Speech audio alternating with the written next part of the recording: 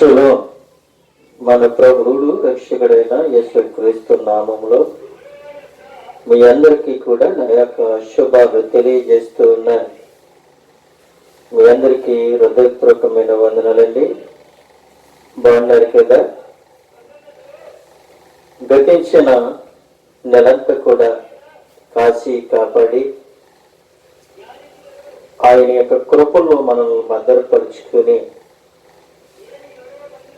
ఈ యొక్క 8వ నెలలో దేవుడు మనల్ని ప్రవేశపెట్టి ఉన్నాడు. అందుకు మనమందరము కూడా ధన్యులము. ఎందుకనంటే ఈరోజు ఎంతో బలవంతులు, ఎందరో ధనవంతులు, ఎందరో ధైర్యవంతులు, ఎందరెందరో నా ఇష్టము నా జీవితము అనుకున్న వారందరూ కూడా కనిపించలేకపోయారు. కానీ ఈరోజు దేవుడు నిన్ను నన్ను మనందరినీ కూడా మరి యొక్క నూతనమైన జీవితాన్ని దేవుడు మనకి ఇచ్చినందుకు దేవునికి మనం ఎంతో రుణస్థులము. అందుకు దేవునికి మనము కృతజ్ఞతాస్తుతులు చెల్లించాలి. ఎందుకనంటే ఈ రోజున మనము ఇట్టి విధంగా మాట్లాడుతూ ఉన్నాము, ఇట్టి విధంగా చూస్తూ ఉన్నాము, ఇట్టి విధంగా మనం నడుస్తూ ఉన్నాము అనంటే దేవుడు మనకి ఇచ్చిన ఉచిత కృప. దేవుని యొద్దకు వచ్చిన వారిని దేవుడు ఎంత మాత్రమున కూడా త్రోసివేయుడు. ఆయన త్రోసివేసే దేవుడు మాత్రము కాదు. ఆయన సర్వ సృష్టికి ఆయన దేవుడై ఉన్నాడు. ఆ సర్వ సృష్టికి దేవుడై ఉన్న మనకు ఆయన పరమ తండ్రి అయి ఉన్నాడు. ఆయనకు మనము పిల్లలమై ఉన్నాము. ఆయన పిల్లలమైన మనల్ని ఆయన మనల్ని పేరు పెట్టి పిలుస్తూ ఉన్నాడు.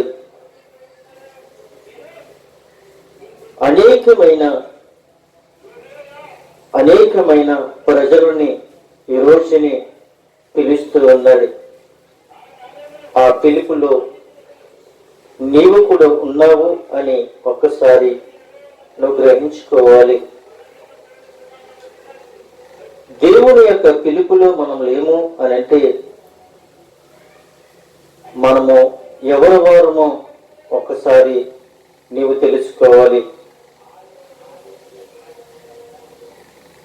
ఏ భేదము లేదు, అందరూ పాపము చేసి దేవుని యొక్క అనుగ్రహము పొందుకోలేకపోతూ ఉన్నారు. తెలుసు ఆయనకి. ఏ భేదము లేదు, చిన్న పెద్ద ముసలి ముతిక ఎవరు లేరు, అందరూ కూడా పాపం చేసి దేవుడి యొక్క అనుగ్రహము పొందుకోలేకపోతూ ఉన్నారు. నువ్వు అనుకుంటున్న ప్రతిరోజు దేవుని కనపరుస్తున్నాను అని అనుకుంటున్నావు. కానీ నీ నింద అసూయ నింపబడిపోయింది. ఒక విషయాన్ని మీకు నేను బోధించడానికి ఇష్టపడుతూ ఉన్నాను.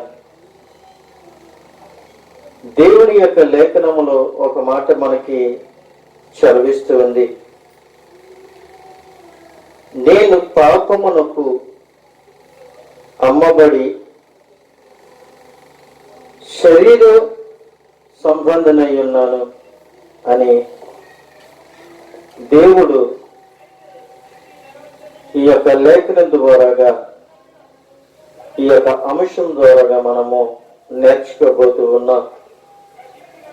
చూడండి ప్రియమైన దేవుని యొక్క బిడ్డలారా, దేవుడు ఈ రోజుని నీతో నాతో ఆయన ముఖాముఖిగా ఆయన మాట్లాడుతూ ఉన్నాడు. అంశము ఏమి అనగా, నేను పాపమునకు అమ్మబడి శరీర సంబంధనై ఉన్నాను అని రోమాపత్రిక 7వ అధ్యాయము 14వ వచనము మనము చదివినట్లయితే అక్కడ ఆ మాట మనకి కనబడుతూ ఉంది.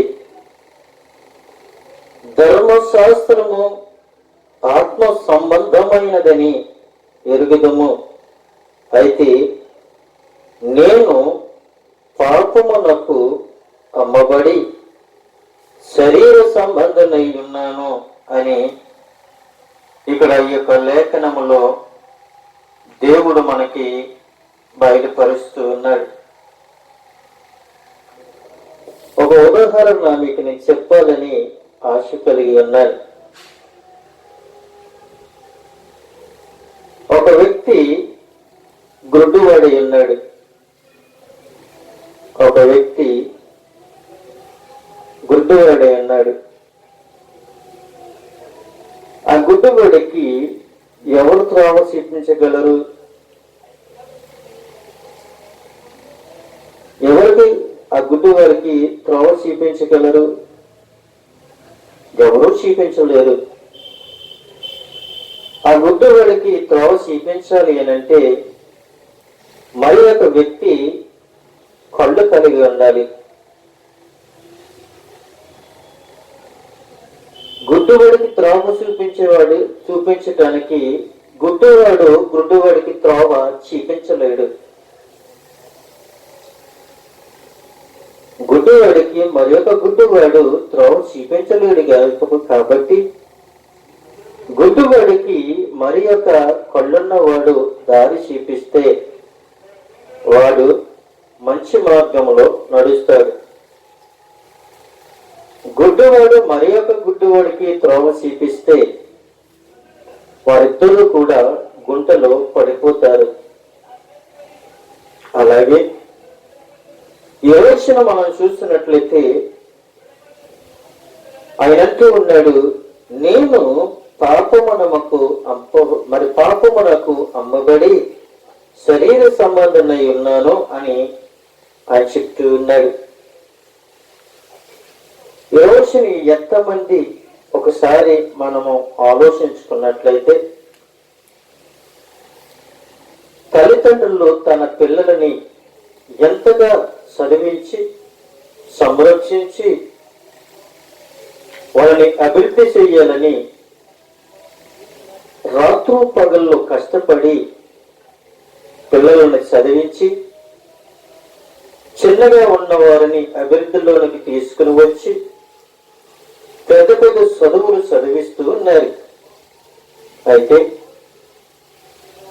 ఆ చిన్నతనములో దేవుని యొక్క బడికి వెళ్ళకుండగా దేవుని యొక్క సన్నిధిలో నిలవకుండగా అలా ఉండొచ్చు, ఉండకపోవచ్చు. అయితే తల్లిదండ్రులు ఎంత కష్టపడుతున్నారో, ఎంత వేదన పడుతున్నారో, ఎంత బాధపడుతూ ఉన్నారో ఆ పిల్లలకి అర్థం కావట్లేదు. అయితే వాళ్ళు మేమెంత చదువులు చదువుకుంటూ ఉన్నాం కదా, మమ్మల్ని ఎవరు చూస్తారులే, మేము తప్పటడుగులు వేస్తే మమ్మల్ని ఎవరు పట్టించుకుంటారులే అని వాళ్ళ జలసాలకు వాళ్ళ సంతోషాలకు వాళ్ళ శరీరాలని అమ్ముకుంటూ ఉన్నారు. ఈ రోజుల్లో చాలా మంది కూడా మీరు అనుకోవచ్చు, నువ్వు చూసావా, నువ్వు పట్టుకున్నావా అదంటే అక్కడ సోషల్ మీడియాలోను కానీ వేరే వేరే ఛానల్ ద్వారా కానీ వ్యక్తిగతంగా కానీ మనకి కళ్ళకు కట్టినట్లుగా మనం చూస్తూ ఉన్నాం.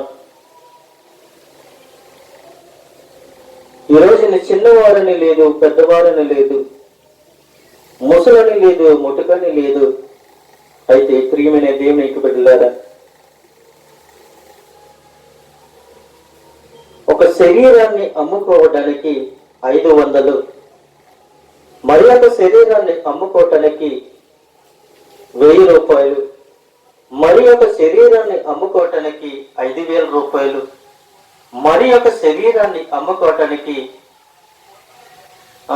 10,000 రూపాయలు. ఇలాగా శరీరాన్ని బట్టి శరీరము వెల కట్టి ఆ శరీరాన్ని అమ్ముకుంటూ ఉన్నారు. నీ దేహము దేవుని ఆలయమై ఉన్నది కదా అని ప్రభు అడుగుతూ ఉన్నాడు. నీ దేహము దేవుని ఆలయమై ఉన్నది కదా అని ప్రభు అడుగుతున్నాడు.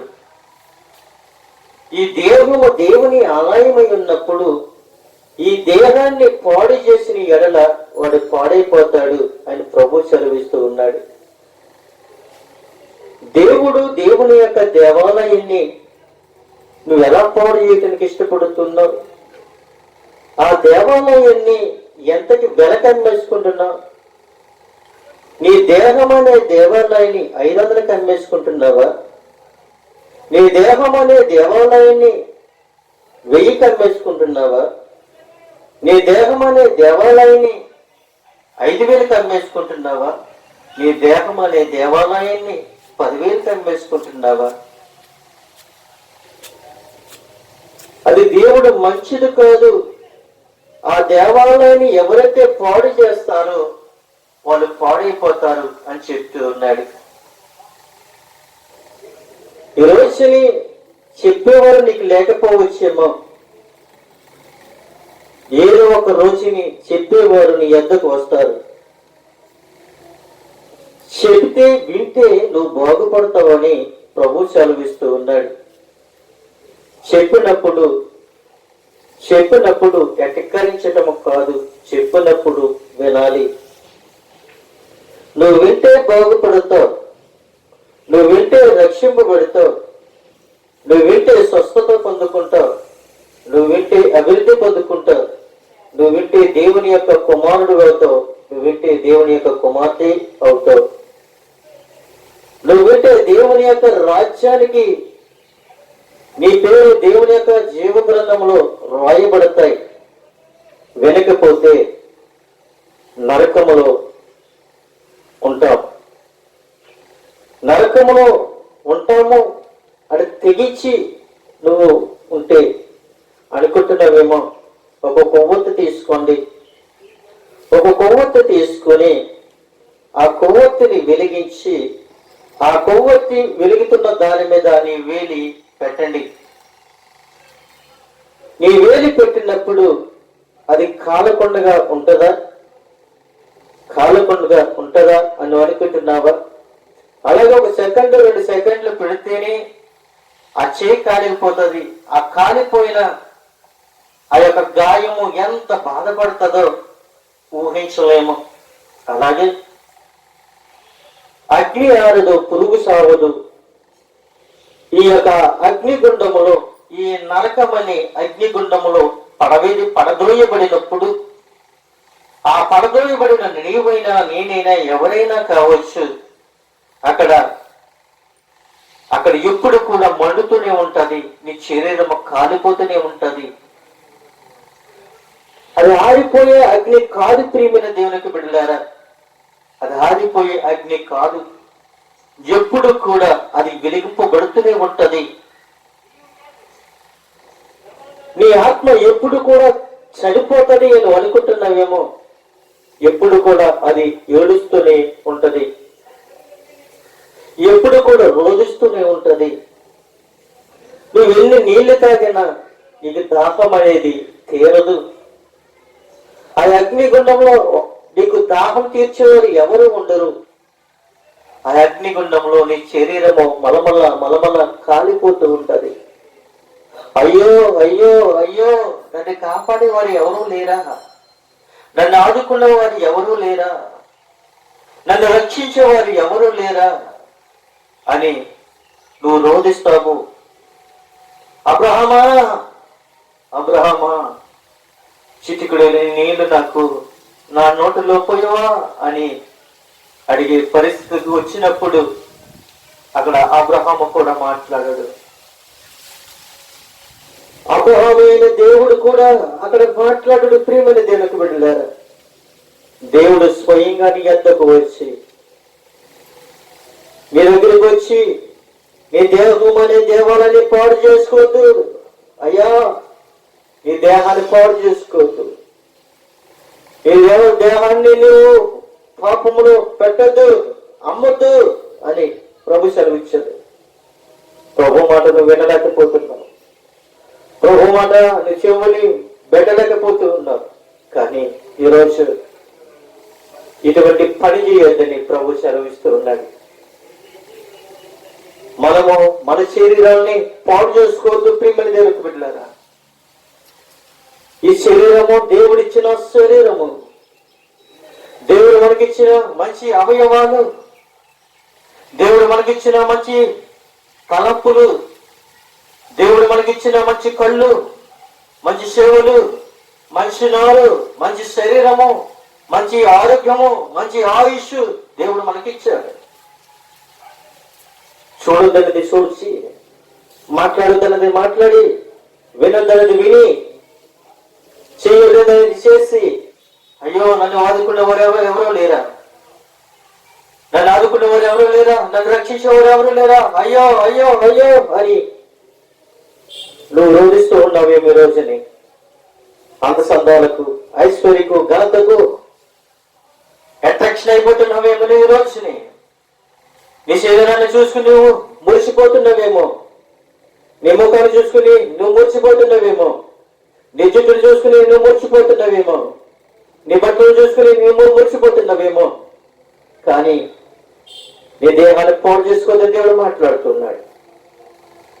దేవుడు అన్నీ ఇచ్చాడు, చూడమన్నాడు. చూసేది దేవుని యొక్క వాక్యం చూడండి, వినమన్నాడు. దేవుని యొక్క వాక్యాన్ని వినండి అని అన్నాడు. మాట్లాడమన్నాడు. దేవుని యొక్క సువార్తని ప్రకటించండి అన్నాడు. ధరించండి అని అన్నాడు. వాక్యం అనే శరీరాన్ని మీరు ధరించండి అని ప్రభు చెప్తున్నాడు. నడవండి అన్నాడు. దేవుని యొక్క సన్నిధిలోకి నడవండి అని ప్రభు సెలవిస్తున్నాడు. కానీ ప్రియమైన దేవునికి బిడ్డలారా, ఏమి తిందమో, ఏమి తాగుదమో, ఏమి ధరించుకుందామని అంగలారుస్తున్నారేమో, ఈ రోజుల్లో అంగలారుస్తున్నారేమో. తాగుడు కొరకు బానిస అయిపోతూ ఉన్నారు. తాగొద్దయ్యా, తినొద్దయ్యా, తిరగొద్దయ్యా అని చెప్తే అది నీకు నేరంగా కనబడుతుంది, అది నీకు బాధగా కనబడుతుంది. ఏదో ఒక రోజుని నీ జీవితాన్ని పాడు చేస్తుంది, నీ జీవితాన్ని పాడు చేసేస్తుంది. అది ఏదో ఒక రోజుని నీ అవయవాలన్నీ కూడా తినేస్తుంది. అయ్యో నన్ను ఎవరు ఆ రోజున చెప్పలేదులే, నేను చెప్పినప్పుడు వినలేదు, పలానా దైవజనుడు చెప్పాడు, తాగొద్దయ్యా అని చెప్పాడు, తిరగొద్దయ్యా అని చెప్పాడు, పాడు చేసుకోద్దా అని చెప్పాడు, అతను ఎంతగానో నాకు బుద్ధి చెప్పాడు. కానీ నేను వినలేదు. తిరిగి నా మీదకి నేను దెబ్బలాడికి వెళ్ళాను. నా బ్రతుకు నా ఇష్టము, నేను తాగుతాను, తిరుగుతాను, నీకు సంబంధం లేదని ఆ రోజుల్లో గుడ్లు వాడుకున్నా ఉపయోగం లేదు. ప్రియమైన దేవునికి బిడ్డలారా, ఆయన అడుగుతూ ఉన్నాడు. ఈ రోజు నేను ప్రశ్నిస్తూ ఉన్నాడు. ప్రశ్నించినప్పుడు సమాధానం నీ దగ్గర ఉందా? ఒక్కసారి జ్ఞాపకం చేసుకో. ఒకసారి నీ దేహం పాడైపోతే ఆ దేహాన్ని మళ్ళీ తిరిగి మనం తీసుకురాలేము. ఒకసారి నీ దేహం మీద మచ్చ పెడితే, ఆ దేహం మీద ఆ పుండు పెడితే, ఆ పుండు నిత్యము కూడా అది నువ్వు చనిపోయేంత వరకు కూడా నీ దేహం మీద ఆ మచ్చ కనబడుతూనే ఉంటుంది. ప్రియమైన బిడ్డలారా, ఏదో ఒక రోజుని నీ శరీరం పాడైపోయినప్పుడు, అవయవాలు పాడైపోయినప్పుడు, నెవరు పట్టించుకోలేనప్పుడు అయ్యో గుండెలు బాదుకుంటావు, మంచం మీద పడి రోధిస్తావు, ఎన్నో వైద్యాలు చేయించుకుంటావు, ఎన్నో హాస్పిటల్ తిరుగుతావు, ఎన్నో డబ్బులు ఖర్చు పెట్టుకుంటావు. ప్రయోజనం లేదు. ఎందుకంటే దేవుడు చెప్పాడు, నువ్వు వినలేదు. దేవుడు పిలిచాడు, నువ్వు మాట్లాడలేదు. దేవుడు తలుపు తట్టాడు, నువ్వు తలుపు తెరవలేదు. తలుపును మూసేసుకున్నావు. నీ మనసును మూసేసుకున్నావు. ప్రియమైన దేవునికి బిడ్డలారా, నీ మనసును మూసేసుకున్నావు. ఒక ఉదాహరణ మీకు నేను చెప్తాను చూడండి. ప్రియమైన దేవునికి బిడ్డలారా, ఒక స్త్రీ ఒక పురుషుడు అయితే, ఆ యొక్క పురుషుడు ఆ స్త్రీకి కళ్ళు కనబడవు. అయితే పుట్టకలో నుంచే ఆ స్త్రీకి కళ్ళు కనబడచ్చు. అయితే పురుషుడికి కళ్ళు కనబడతాయి. అయితే ఒక రోజుని ఆ కళ్ళు లేని ఆ స్త్రీని ఆ కళ్ళున్న పురుషుడు ఆమెను ప్రేమించి కళ్ళు లేకపోయినా ఆమెని అభిమానించాడు. ఆమెను నాకు భాగస్వామి అని ఆయన తెలుసుకున్నాడు. కళ్ళు లేకపోయినా ఆమెను నేను వివాహం చేసుకోవాలి అని గారాబంగా ఆ స్త్రీని ప్రేమించాడు. ప్రేమించి ఆమెను పెళ్లి చేసుకున్నాడు. పెళ్లి చేసుకున్న తర్వాత ప్రియమైన దేవునికి బిడ్డలారా, ఎంతగానో ఆ కళ్ళు లేని స్త్రీని ఎంతగానో ప్రేమిస్తూ ఉన్నాడు. ఎంతగానో ఆమెకి ప్రతిదీ కూడా ఆ వ్యక్తికి అంటే పేస్ట్ కానించి, సబ్బు కానించి, స్నానం కానించి, డ్రెస్సులు కానించి అన్ని కూడా తన భర్తే చూసుకుంటూ ఉన్నాడు. ఒక రోజుని ఎందుకని చూసుకుంటున్నాడు అని అంటే, ఈ కళ్ళున్న వ్యక్తి, ఈ కళ్ళు లేని వ్యక్తి ఏమై ఉన్నదంటే, కళ్ళు లేని వ్యక్తి లోకంలో ఉంది అనగా దేవుని నమ్ముకున్న వ్యక్తి కాదు. కళ్ళున్న పురుషుడు ఎవరి యందు భయభక్తులు కలిగి ఉన్నాడు అని అంటే, దేవుని యందు భయభక్తులు కలిగి ఉన్నాడు. అయితే దేవుడు ఎలాగైతే నడవమన్నాడో అలాగా ఆ పురుషుడు నడుస్తూనే ఉన్నాడు.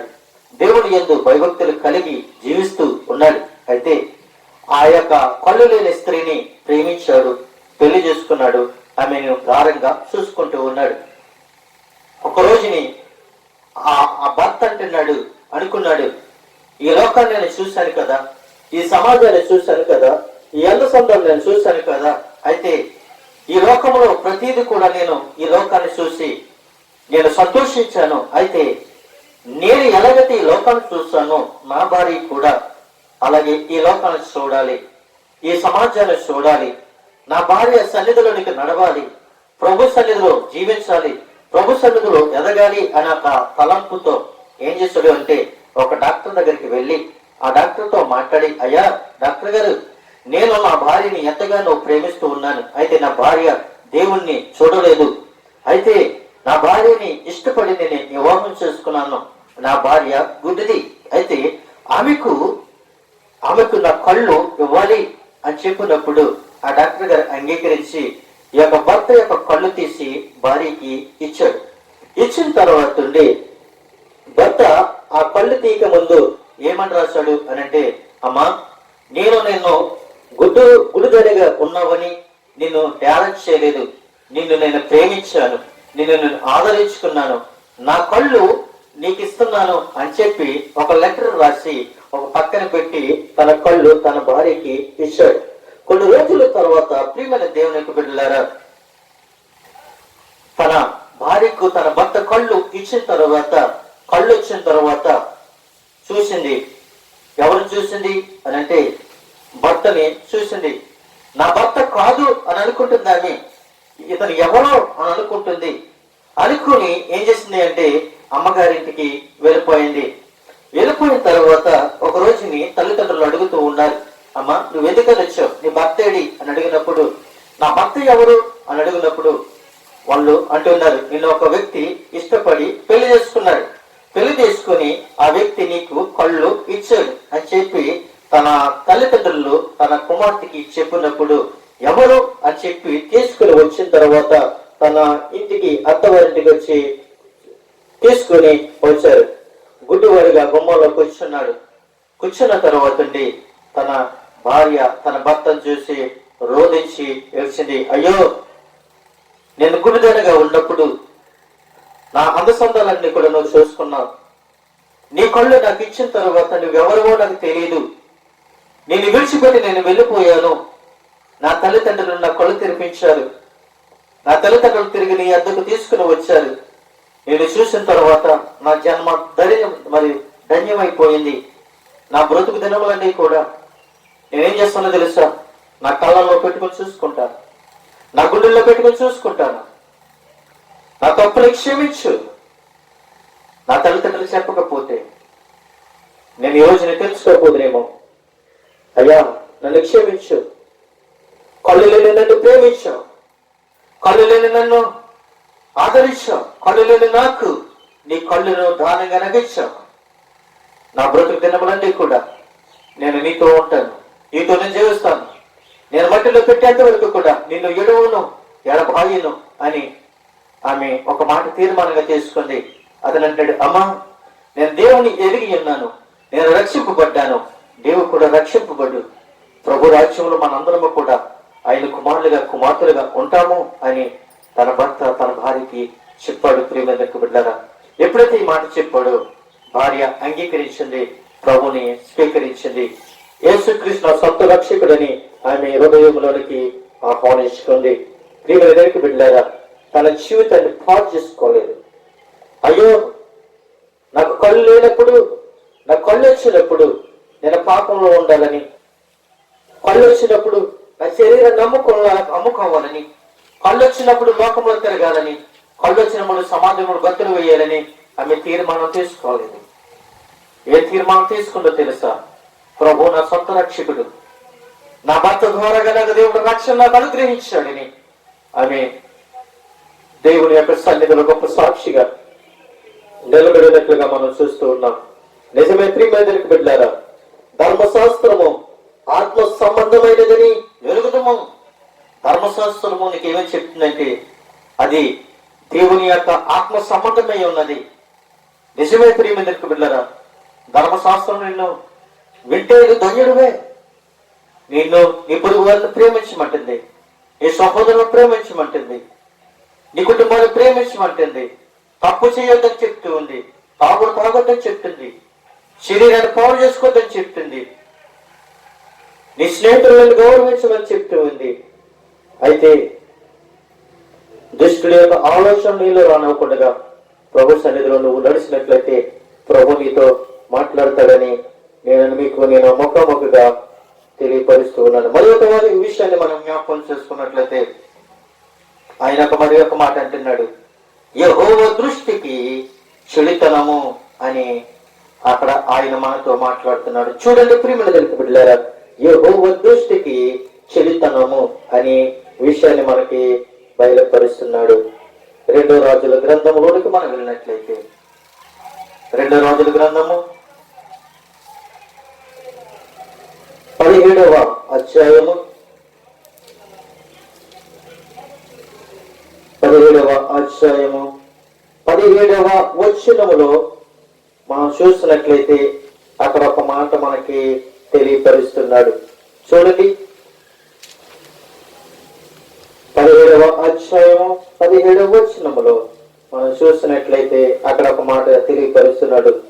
మరియు తమ కుమారులను కుమార్తెలను అగ్నికుండమును దాటించి శకనములను శేలంగితనములను వాడిక చేసుకుని యెహోవా దృష్టికి చెడుతనము చెయ్యుటకై తమ్మును తాము అమ్ముకొని ఆయనకు కోపము పుట్టించింది అని చెప్తూ ఉన్నారు.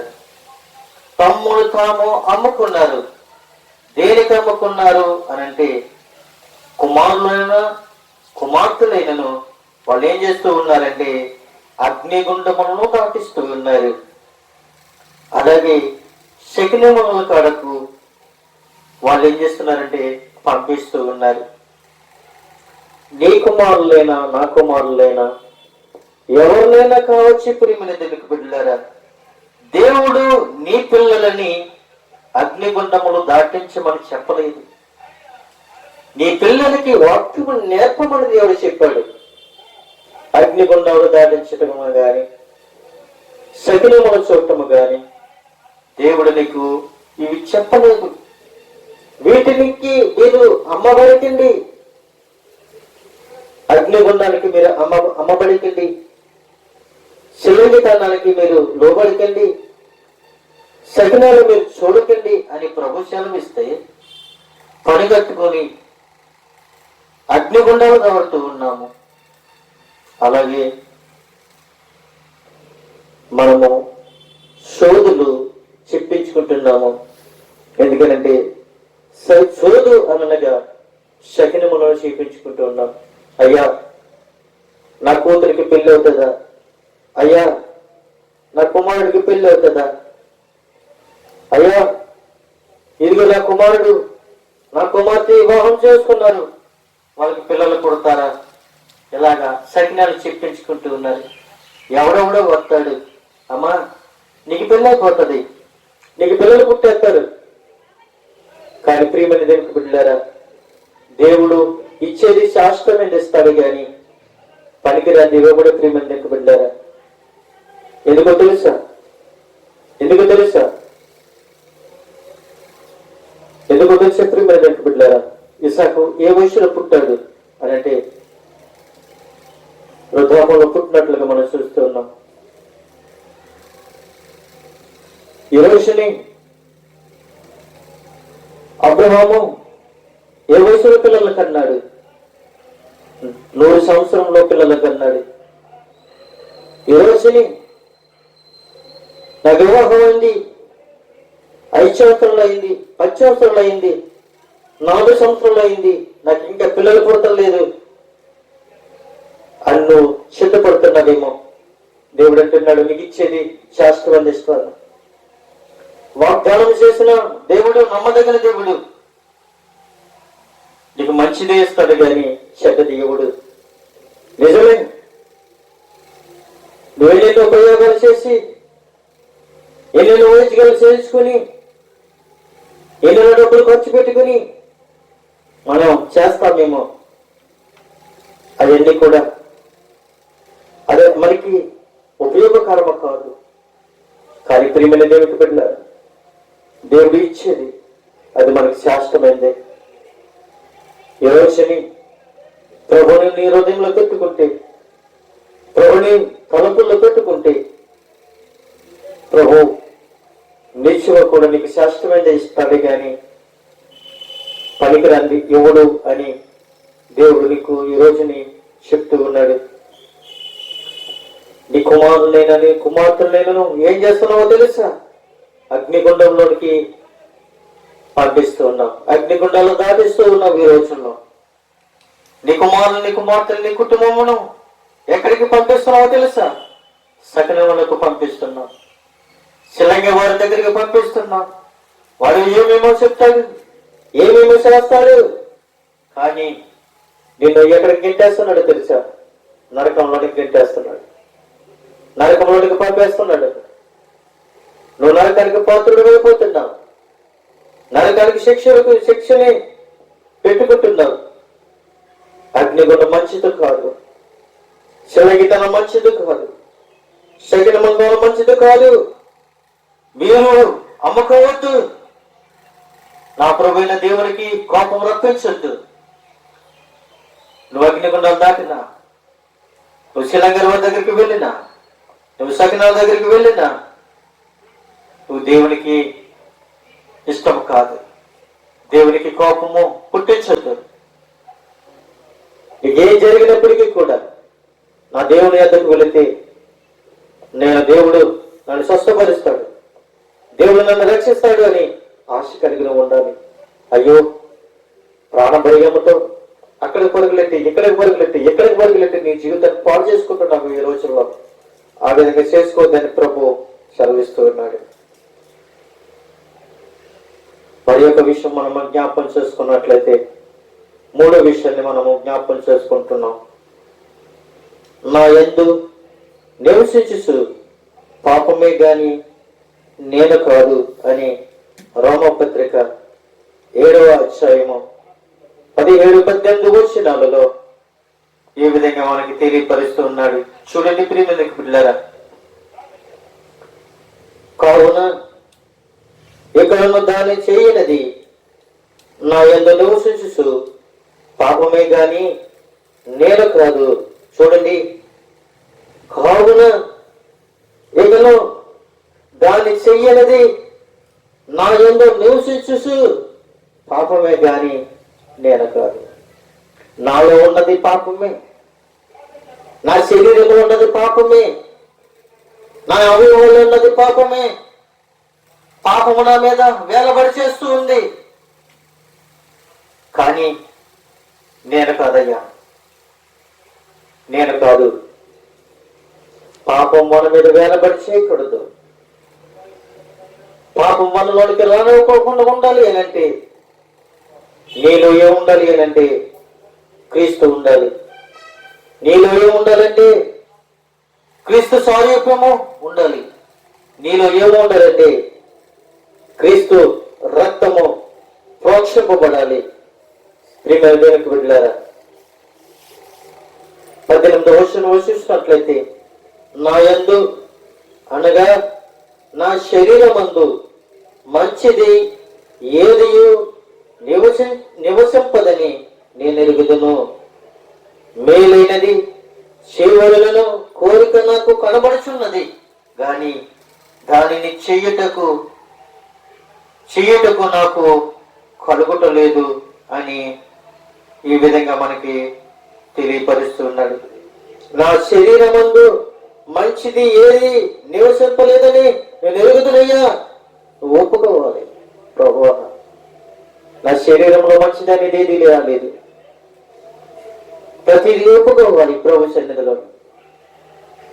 ప్రతి నాలుక దేవుని స్తుతించినట్లుగా, ప్రతి మోకాలు యేసు నామములో వంగినట్లుగా ప్రభువుని అడగాలి. అయ్యా, నా శరీరమునందు మంచిది ఏది కనబట్టలేదు. నా తల్లిదండ్రులు చెప్పారు, నా అన్నదమ్ములు చెప్పారు, నా కుటుంబస్తులు చెప్పారు, నా స్నేహితులు చెప్పారు, నా దైవజనులు చెప్పారు. నేను ఎవరు మాట్లాడడం లేదయ్యా. నాలో మంచిది అనేది కనిపించడం లేదు. కానీ ఈ రోజుని నేను కృంగిపోనయ్యా, నేను కృంగిపోయాను. కృంగిపోయిన నన్ను ఈరోజు నా ప్రభు నన్ను ముట్టాడు, నా ప్రభు నన్ను తాకాడు. అందుకే నాలోంచి మంచిని తీసివేసుకున్నాను. పరిశుద్ధాత్మ దేవుణ్ణి హృదయంలో పెట్టుకున్నాను. మంచిది నాలో పెట్టుకుని పాతది తీసివేసుకున్నాను. ప్రభు, ఒకప్పుడు పాతది నాలో ఉంది, మంచిది బయట ఉంది. కానీ ఈ రోజుని మంచిదాన్ని లోన నేను పెట్టుకున్నాను, పనికిరాని దాన్ని బయట విడిచిపెట్టాను. నేను నీ మాటలు విన్నాను కాబట్టి నేను ఏం చేశానో తెలుసా? నిన్ను అంగీకరించాను ప్రభు, నేను అంగీకరించాను.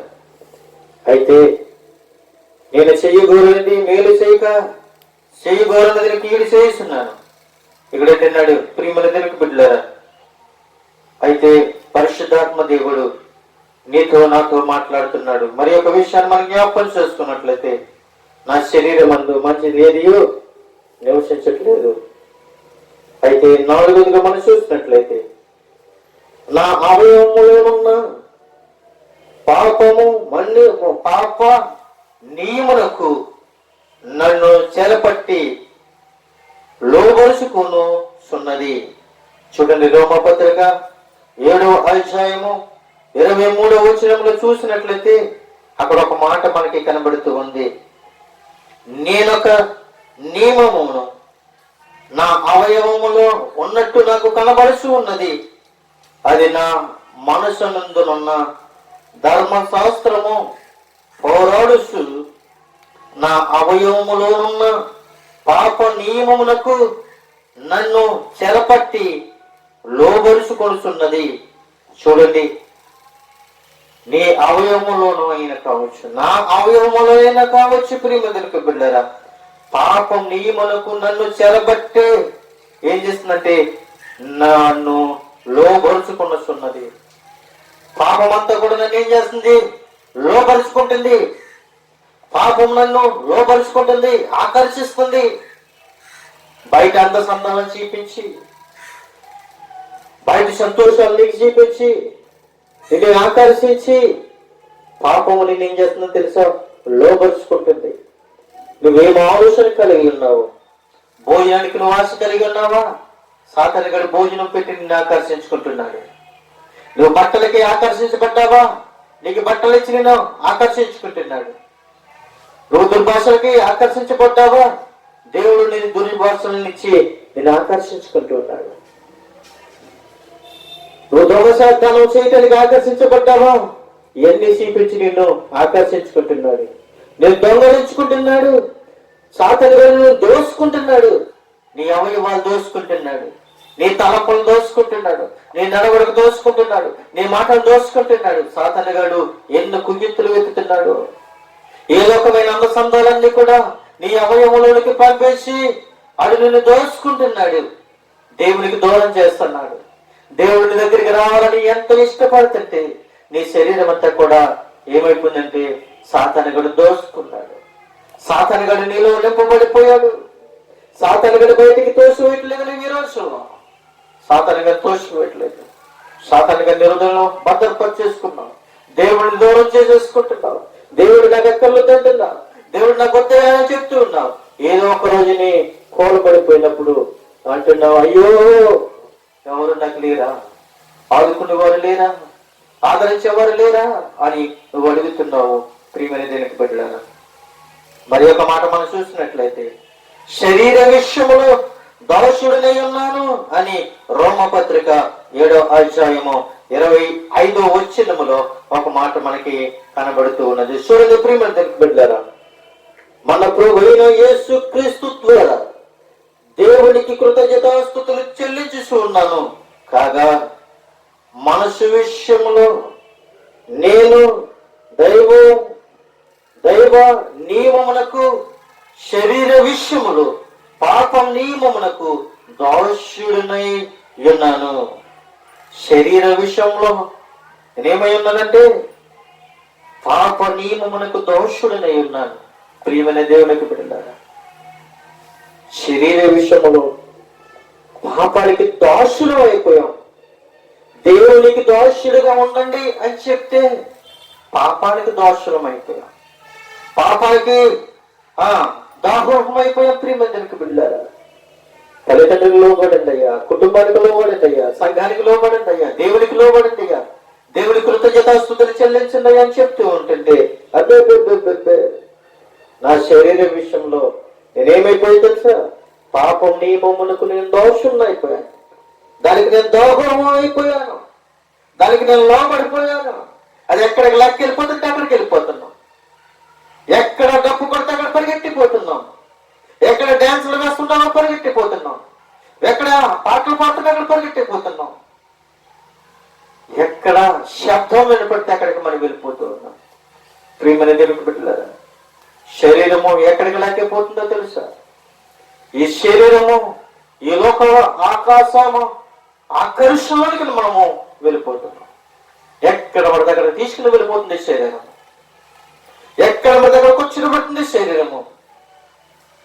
ఈ శరీరములో శరీరం తీసుకెళ్ళడానికి కారణం ఏమిటంటే పాప నియమము. పాపముని శరీరాన్ని తీసుకుని వెళ్తుంది కానీ నీ శరీరము వెళ్తలేదు. పాపము వెనకాలని శరీరం వెళ్తుంది కానీ శరీరం వెనకాల పాపం కాదు. ప్రియమైన దేవునికి బిడ్డలారా, పాపము వెనకాల శరీరం వెళ్తూ ఉంది. పాపం వెనకాల శరీరం అయ్యి ఈ శరీరము దోషులైపోతుంది. పాపానికి దోహమైపోయింది. పాపానికి సాగలబడిపోయింది. పాపానికి లోపమరి తలచేస్తుంది. ప్రియమైన దేవునికి బిడ్డలారా, ప్రవంటూ ఉన్నాడు. ప్రియమైన దేవునికి బిడ్డలారా, మన ప్రభువైన యేసు క్రీస్తు ద్వారాగా కృతజ్ఞతాస్తుతులు చెల్లించుతూ ఉన్నాను.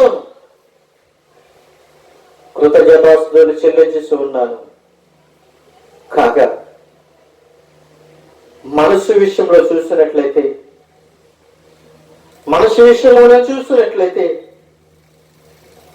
నేను దైవముకు విషయంలో చూసినట్లయితే నేను దైవముకు దూరం అయిపోతున్నాను. దేవునికి దూరం అయిపోతూ ఉన్నాను. నా శరీరము పాపము నియమముకు దోషుడైపోయింది. పాపానికి లోబడిపోయింది. పాపం వెనకాల నా శరీరం వెళ్ళిపోతూ ఉంది. నా శరీరము పాపం ఎక్కడుంటే అక్కడ నా శరీరము వెళ్ళిపోతూ ఉంది. అయ్యా, ఈరోజు జ్ఞాపకం చేసుకో. నీ శరీరం పాపం వెనకాల వెళ్ళనివ్వకో. నీ శరీరాన్ని పాపానికి దోషులు చేయకో. దాసుడు మాట విను, దైవజనుడు మాట విను. దైవజనుడు ప్రతిరోజు నీ కొరకు ఉపవాసం ఉండి ప్రార్థన చేస్తాడు. ప్రతిరోజు నీ కొరకు ఉపవాసం ఉండి కన్నీరు కార్చి ప్రార్థన చేస్తాడు. నీ కుటుంబం కొరకు, నీ బిడ్డల కొరకు, నువ్వు చేస్తున్న ప్రతి ఒక్క పని కొరకు దేవుని యొక్క దైవజనుడు కన్నీరు కార్చి ఉపవాసం ఉండి ప్రార్థన చేస్తాడు. నా దైవజనుడు ప్రార్థన చేస్తున్నానులే, నా కొరకు ఏదో ప్రార్థన చేస్తున్నానులే, నేను నెలకొకసారి భోజనాలు కడుతున్నాను, నెలకొకసారి నా దైవజనుడికి డబ్బులు ఇస్తున్నాను కదా, నా కొరకు ఎందుకలా ప్రార్థన చేయడం నువ్వు అనుకుంటున్నావేమో రోజుల్లో. దైవజనుడు నీ కొరకు ప్రార్థన చేసినా కానీ నీవు కూడా ప్రార్థన చేయాలి. ప్రభువా, నేను పాపిని, చీకటిలో ఉన్నాను, వెలుగులోని ప్రక్రియ నన్ను రప్పించు ప్రభు, నడిపించు. నీ కృప కిందకి నన్ను తీసుకుని రండి ప్రభు, నీ కృపలో నన్ను భద్రపరచండి. నీ రాజ్యంలో నాకు చోటుందా అడుగు. అయ్యా, నేను రక్షింపబడ్డాను, కానీ నా పేరు సువర్ణమైన అక్షరాలతో నా పేరున్నదో లేదో ఒకసారి నాకు బయలుపరచు ప్రభు. నన్ను పేరు పెట్టి పిలువు ప్రభు, ఒక్కసారి నన్ను దర్శించు ప్రభు అని దేవుణ్ణి అడుగు. నీ పేరు జీవ గ్రంథంలో ఉన్నదో లేదో ఆయన నీకు దర్శనం ద్వారా బయలుపరుస్తాడు. జీవ గ్రంథంలో నీ పేరు లేదంటే దేవుడు నిన్ను విడిచిపెట్టినట్లే. నీ పేరు జీవ గ్రంథంలో ఉంది అని అంటే దేవుని యొక్క కుమారుడు కుమార్తెవే. జీవ గ్రంథంలో నీ పేరు లేనప్పుడు దేవుణ్ణి పట్టుకొని బతిమాలి రోధించి ప్రభుని విడిచిపెట్టకుండా ప్రభువా నన్ను క్షమించు, నా పాపములు క్షమించు, నా దోషములు క్షమించు, ఉగ్రత నుండి నన్ను తప్పించు, పాప నియమములను నాలో నుండి తీసివేయి. ఒకప్పుడు శరీరములో పాపం వెనకాల పరిగెత్తింది, కానీ నా శరీరము నా హృదయము నీ వెనకాల నేను ఈ రోజు నుంచి పరిగెడతాను ప్రభువా. నీ సువార్తను ప్రకటిస్తాను. నా బ్రతుకు దినములన్నీ కూడా సర్వలోకానికి వెళ్తాను, సర్వ సృష్టికి సువార్తను ప్రకటిస్తాను. నువ్వు ఇచ్చిన ఆజ్ఞని నేను నెరవేరుస్తాను ప్రభువా అని నువ్వు అడిగినట్లయితే ప్రభు నిన్ను నీ ప్రార్థన అంగీకరించి మరి ఒకసారి నిన్ను క్షమించి ఆయన స్వీకరిస్తాడు. అయితే మనమందరము కూడా ప్రార్థన చేయవలసిన వారమై ఉన్నామని తెలియపరుస్తూ, ప్రభు రాజ్యానికి వారసులమై ఉండాలని తెలియపరుస్తూ, దేవుని కుమారులు కుమార్తెలుగా ఉండాలని తెలియపరుస్తూ, మన కుటుంబస్తులందరం కూడా ప్రభు సన్నిధిలో సాగాలని తెలియపరుస్తూ, మనమందరము కూడా ఆయన రాజ్య సువార్తను ప్రకటించడానికి తెలియపరుస్తూ, ఇదిగో ప్రియమైన దేవునికి బిడ్డలారా, ఇక్కడ దగ్గరగా 5 విషయాలు మనం చూస్తాం. నేను పాపమునకు అమ్మబడి శరీర సంబంధనై ఉన్నానని రోమపత్రిక 7వ అధ్యాయము 14వ వచనంలో చూస్తాము. రెండవ విషయంగా మనం చూసినట్లయితే యెహోవా దృష్టికి చెడుతనము. అయితే 2 రాజుల గ్రంథము 17వ అధ్యాయము 17వ వచనంలో మనం చూసాము. ప్రియమైన బిడ్డలారా, 3వ విషయం, నా యందు నివసించి పాపమే గాని నేను కాదు. రోమపత్రిక 7వ అధ్యాయం 17-18 వచనాలు మనం చూసుకున్నాం. 4వదిగా, నా అవయవములలో ఉన్న పాప నియమములకు నన్ను చెరపట్టి లోబరుచుకున్నది.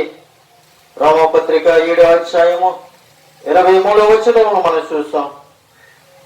5వ విషయంగా మనం చూసినట్లయితే శరీర విషయంలో దాసుడనై ఉన్నాను. రోమపత్రిక 7వ అధ్యాయము 25వ వచనములో మనము ఈ 5 విషయాలు మనము నేర్చుకున్నాం. ప్రియమైన దేవునికి బిడ్డలారా, మీరు అనుకోవచ్చు ఏంటి పాపం పాపం పాపం అని మీరు అనుకోవచ్చు. కానీ ప్రభు అడుగుతూ ఉన్నాడు, పాపము అంటే మనం ఊహించుకున్నవి, మనం తలుసుకున్నవి, చేయలేని పనులు చేసినవి పాపమే గాని అవి కృప కాదు. ప్రియమైన దేవునికి బిడ్డలారా, కృప కిందకి మనం రావాలి. కృప కిందకి మనం వచ్చినట్లయితే కరుణామయుడైన యేసుక్రీస్తు మన మీద ఎలాగైతే కరుణించి మన కొరకు ప్రాణం పెట్టాడో, రక్తం చిందించాడో, ఆయన మన హృదయములకి ఆహ్వానిద్దాం. ఈ మాటల్లో మీకు ఏదైనా బాగా అనిపించినట్లయితే ఈ మాటల్లో మీకు ఏదైనా మీ హృదయాల్ని గుర్తుంచుకుంటే నన్ను క్షమించండి. ఎందుకనంటే ప్రభు అడుగుతున్నాడు, ఓ బైబిల్లో ఉన్నది ఉన్నట్టుగానే బయలుపరచండి, చెప్పండి. చీకటిలో బ్రతుకుతున్న వారిని వెలుగులోనికి నడిపించండి అని ప్రభువు మా మీద ఒక భారాన్ని పెట్టారు. ఆ భారాన్ని మేము తీసుకొని మీకు చెప్పడానికి మేము ఇష్టపడ్డాం. మీరు అంగీకరిస్తే మీరు ధన్యులే. మీరు దేవుని యొక్క మాటలు, దేవుడు ఈ రోజుని ఈ మాటలు నాతో మాట్లాడాడు అని మీకు అనిపిస్తే, మీ హృదయంతో మాట్లాడితే లోకంలో ఉన్నాయన్ని కూడా విడిచిపెట్టి ప్రభు సన్నిధిలో నడవండి. మీరందరూ కూడా దేవుని బిడ్డలుగా అంగీకరించండి. ఒక విషయం చెప్తాను చూడండి. భార్యలారా, మీరు భర్తలని మోసగించకండి. భర్తలారా, మీ భార్యలను మీరు మోసగించకండి. పిల్లలారా, మీ తల్లిదండ్రుల్ని మీరు మోసగించకండి. లోకంలో మీరు మోసకపోతే దేవుని యొక్క రాజ్యంలో మనకు చోట్లేదు. మీ మనసును నొచ్చుకుంటే, మీ హృదయాలు నొచ్చుకుంటే నన్ను క్షమించండి. గ్రంథంలో ఉన్నవే మీకు చెప్పాను కానీ నా సొంత విషయాలు మీకు చెప్పలేదని తెలియపరుస్తూ నా మాటలు అనుభవిస్తూ ఉన్నాను. కొద్ది మాటలు దేవుడు దీవించను గాక. ఆమేన్.